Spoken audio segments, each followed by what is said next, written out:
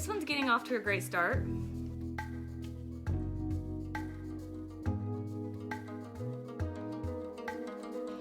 All right, well, we're trying this. This is gonna be our first coffee with KATELYN, and obviously the pups. They make everything difficult. I think Jackie's back there, Sally. Let's see, we got Kane over here. You guys have seen him. This is what it's like. And who knows where Kilo is? I'm not sure where she is, but that's all right. Oh, there she is. So at first I was like, ooh, what am I gonna talk about? This is so weird. I don't have anything to share. Oh, hi Kilo. But then I thought of a topic, thanks to some people that have commented on videos this week. And so I figured, first things first, Grounds and Hounds. They have no idea that we're doing this, but I really am behind. Whoa, hey.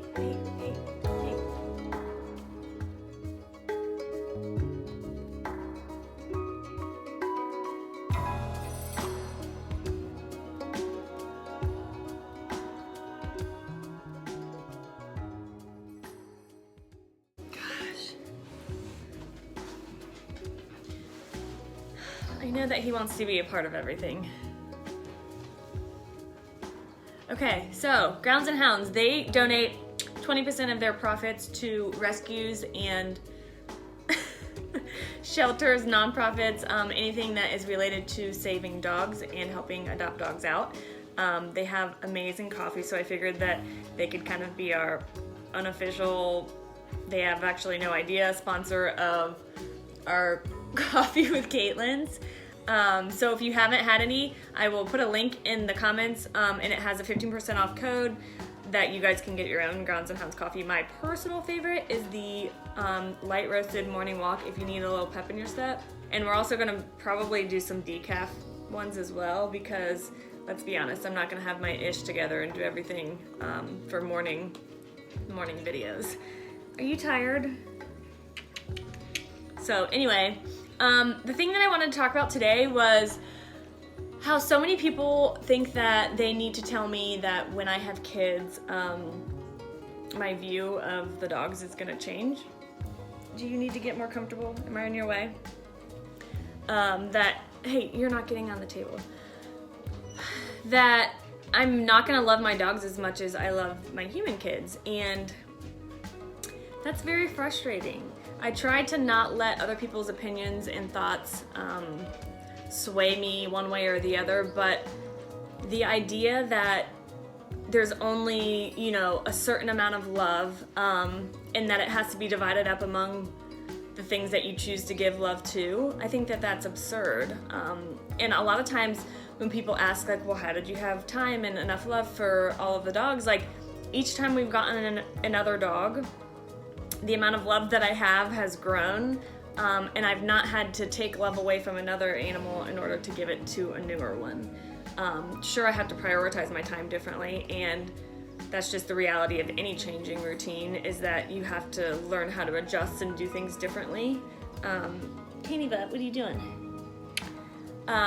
But like, it's just part of a growing family of any sort. It's not like when you have kid number 1, you give them all your love, and then kid number 2 comes along, you have to divide it in half so that they each get 50%.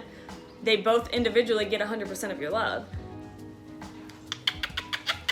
So I don't want to turn you guys off already this week by being like super religious or anything, because I wouldn't quite qualify myself as religious so much as I would that I have a relationship with God. And so maybe a lot of the ways that I explain things might seem religious or might seem like they have religious undertones, but if you can just bear with me this week and try to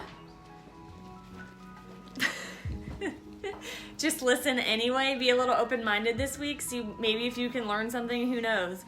I don't want to push you guys away, so that's not my goal at all. I hope that you'll take what I'm saying with a grain of salt, and this is just the way that I learn and can maybe communicate things. So when I think about like the fact that, my love has to be conditional because I can only have a certain amount, and once it's out, it's out. I think that kind of like that's the opposite of everything that we're taught in church, and it's the opposite of what it is that like God and Jesus represent. So when I think about like God, he has unconditional love for me, right? And so if he has unconditional love for me, he has unconditional love for all people. And I was kind of looking through some verses to see if there was one that kind of rang true to the way that I was feeling, and I found one in Psalms 86:5, and it says, "For you, Lord, are kind and ready to forgive, abounding in faithful love to all who call on you." And so, first of all, I'm not saying by any means that moms are gods. But the thing that I really like about this passage is that when I look at the word abounding in faithful love, so abounding means very plentiful, to have in large numbers. And so I thought, well, I'm not exactly sure. So then I looked up antonyms of the word, and the first one that popped out was lacking. And so that means, so if we reread it in a different way, so for you, Lord, are kind and ready to forgive, not lacking in faithful love to all who call on you. So that means that God doesn't lack in love for all those who choose to call on him, and apparently even those that don't. And so I feel like if it's my job to, oh, Jack, thanks, back there. If it's my job to live more like Christ and to live in the image of him, then I should be able to practice unconditional love. And I should be able to practice unconditional love to all those who call on me. And right now I have 5 little puppies who call me mom. And like I can give them all unconditional love. And I don't care what you add to that equation, my love is gonna be abounding and plentiful and not lacking in all of those situations. So that kind of for me is a game changer. Like I don't need anybody else's opinions. I don't need anybody else's stories. Sure, I'll listen to them and I'll listen to your experiences as your experiences. But I know that there's more than that. I know that based on my understanding of God, if I'm supposed to be more like him, I 100% have the ability to love my dogs and my children and my husband and my family, all unconditionally. And they may be different kinds of love, but it's love nonetheless. And that's the same way that it is with the dogs. And I know that some people have had the experience of their dogs are not as important once their kids come into the picture. And that's your own thing. If that's how it works for you, that's fine. But to tell somebody else how they're gonna love, I think that that's a little unfair. And so the reality is that it has gotten to me a little bit, and a lot of times I think I'm not a real mom, I'm not good enough, I'm not whatever it is that makes a woman a mom. And so it's kind of funny because I joined my church's moms group, and it's funny when people be like, oh, like how many kids do you have, how old are they, what are their ages, blah blah blah, and I say like I don't have kids yet, but I wanted to join the moms group because I figure what a better time to get a foundation in a group of women surrounding me that are currently going through it and have already gone through certain stages and can help me when I get to that point. And so we have a Bible study every Wednesday, and I find myself often saying, I know that dogs and humans aren't the same, but this is my experience with whatever it is the conversation, we're talking about. And never have I ever at my table once had a woman tell me your experience is invalid because that's related to dogs and not humans. And like that has done a lot for me inside to know that like just because my experiences are different doesn't mean that like the feelings aren't the same, that the method isn't the same, the process isn't the same. And again, at the end of the day, I know that dogs and children are different, but that doesn't mean you have to love them differently. And so the fact that they validated my feelings and haven't made me, and maybe I got lucky at my table. Maybe I got lucky in the sense that some people might have said the opposite to me and might have made me feel bad about trying to compare dogs and kids, and made me feel like my experiences aren't valid because I have a little white puppy licking me instead of a toddler who's climbing in my lap. And so like because I do get that on the internet. I do get people who say, those aren't human kids, right? Well, like, no, really. I had an idea that they were a little different, but thanks for pointing that out to me. And so when it comes to especially other women telling me, like, you're not gonna love your... Hey, you. Sally, quit. Get in here.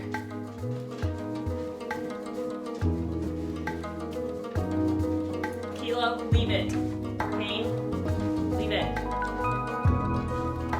Kilo, leave it. Up, now, come on. Hey! Enough! Enough! Sally?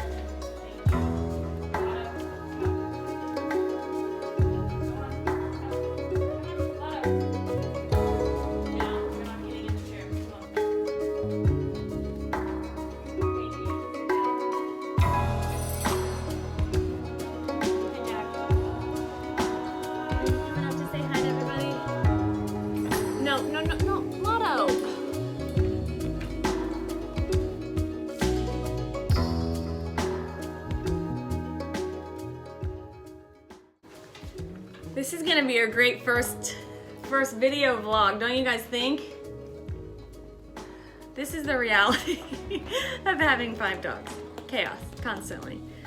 I don't even know where I was. Where was I?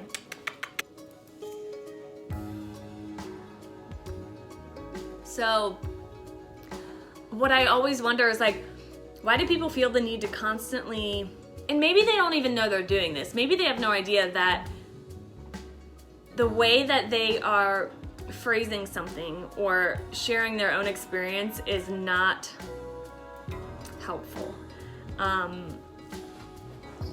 Because when they make statements about you and the things that you need to change and the things that are going to happen to you, that makes it not about their experience anymore, and it makes it sound like more of a, I don't even know what the word is, just judgment. That's it. It sounds more like judgment and less like experience. I'm 100% for people's different experiences and being open-minded, and I'm willing to listen to anybody's argument about anything, as long as you're sharing it from your experience and your perspective and not putting your views onto other people. So anything that I write or anything that I share on Facebook, I try to make it very clear to our fans and followers that it's simply my experience and that's it. It's not what I believe you should do. It's not the way that I think you should live. I'm simply sharing the things that I've done and the things that have worked for me, and the things that we will continue to do. And if I'm wrong about something, I'm 100% willing to admit that. But telling somebody you're not going to, things are going to change when you have kids, you're not going to love your dogs as much.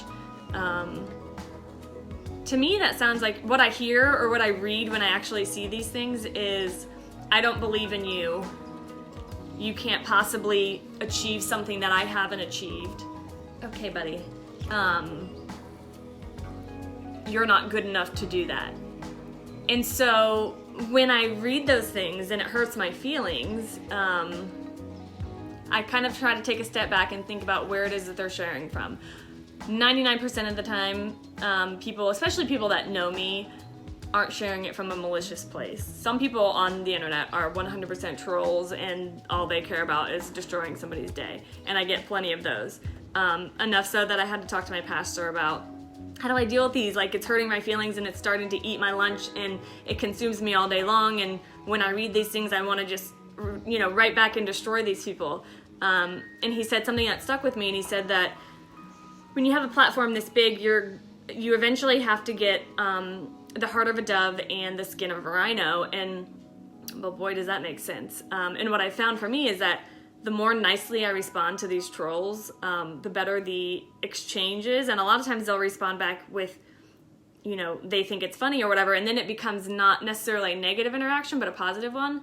But more than anything, I don't let it consume me all day. That one, even if they don't respond back nicely or if they never even see it, I know that like I've done my part in bringing kindness to the world. And there, trust me, have been plenty of times where I've gone onto people's pages, I've screenshot things and tried to tear them down the way that I feel they teared me down.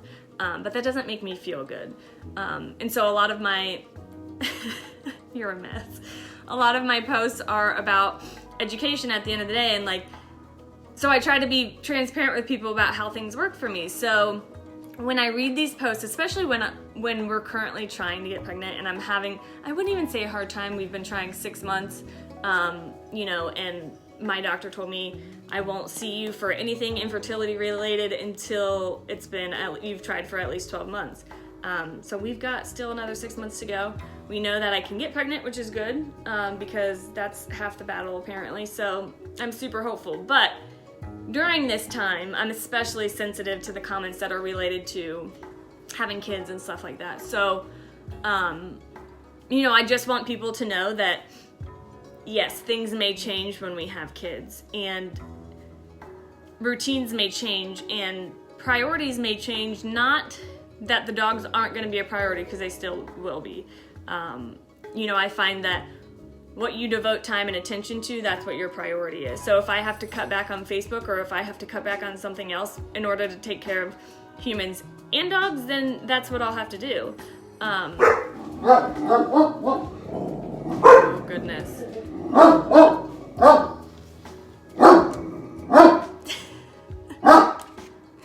But I think that I'm prepared to do that, and I have every intention of doing whatever it takes to make them know that they're still loved. Hey, Jackie! We hear you, bud. Hey. Goodness. And for the people who don't say those things to me, thank you. Thank you for allowing me to even listen. Even if I'm 100% wrong on this, let me live in that fantasy until I experience it. Let me get my own experience.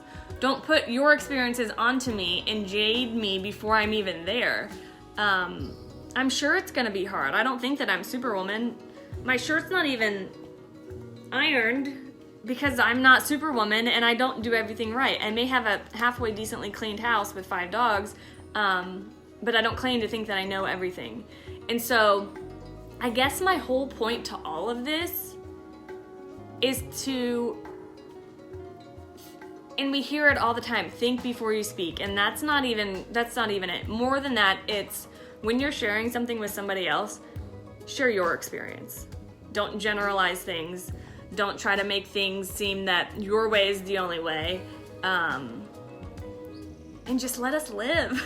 Like, that's all. All I want to do is be happy and live with my dogs and my husband, and hopefully eventually some kids running around here too. And hopefully none of them are allergic to the dogs, because you know who's gonna get the boot at the house. What do they have, those safe haven laws? You can leave a kid up to 30 days, I think, in like a fire department or whatever. That may happen. Just kidding. But like, just let me live, that's all. I know that I put myself out onto this huge platform, and I let the world see the way that we live, and to a certain extent, I give up my right of privacy, and I give up my right to thinking that people aren't going to share their opinions, and that's fine. Just do it in a way that isn't so mean. Think about it. Think about things that you do. Think about things that you say to people. Think about ways that you interact with people, and you don't even realize the effect that you're having on them. Yeah, I think that's all that I have today. I hope that you guys have enjoyed this first one. Again, share any sorts of topics that you'd like to hear about. Maybe we'll do a little peanut butter party before we go, so that you guys can see some more of the puppies, because I know it's not all about me. This is very weird for me, because when I started this whole thing, it was all about the dogs and not about me. So me being behind the camera, looking like I do, face broken out, that's not my favorite. So hopefully we'll get better at this. It'll feel less choppy and it'll be more smooth. And I just thank you guys for sticking around with me and for giving me this opportunity to share my love for my puppies with the world. You guys are the best. This stuff is the bomb. Sit. Good girls.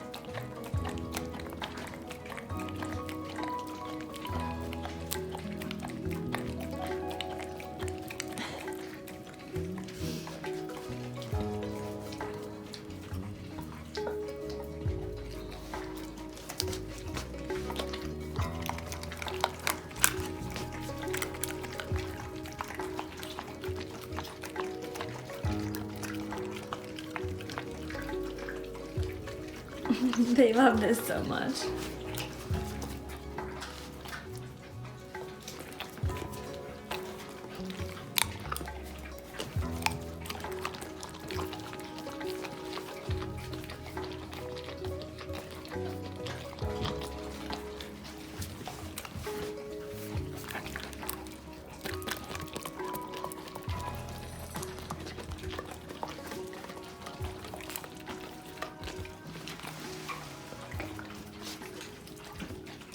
Kilo.